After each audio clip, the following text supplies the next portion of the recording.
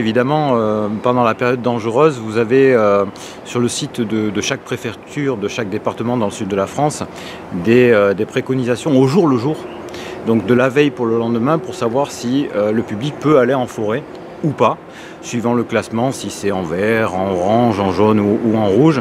Donc c'est quelque chose qui commence à se savoir, parce que ça fait quand même pas mal d'années que ça existe.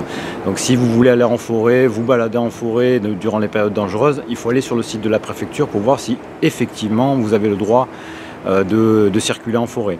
Après, il ne faut pas oublier que la forêt méditerranéenne, et en l'occurrence sur la communauté d'agglomération, il y a une majorité de propriétés qui sont privées.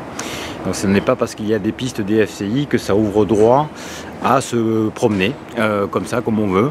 Il y a des endroits qui sont faits pour, souvent des forêts communales, des forêts domaniales et des forêts, on va dire, publiques, avec des aménagements d'ailleurs pour accueillir le public. Mais il ne faut pas oublier qu'on ne peut pas aller partout parce que vous avez affaire à des propriétaires privés qui sont responsables de ce qui se passe chez eux, et si vous arrive quelque chose, ça peut être problématique et conflictuel.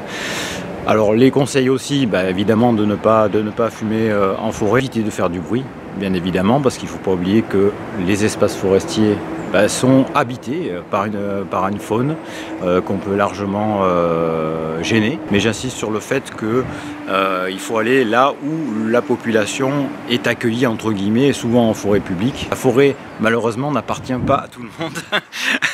Et il faut en être bien conscient et de faire attention à ça. Et évidemment d'avoir un comportement respectueux par rapport à tout ce qui est faune, je l'ai déjà dit, par rapport à la flore aussi. Il ne faut pas tout arracher, tout cueillir, etc. C'est un milieu qui est extrêmement fragile, donc il faut y faire attention. On retrouve beaucoup de monde en forêt en ce moment pour un petit peu respirer dans tous les sens du terme, mais il ne faut pas faire n'importe quoi, évidemment.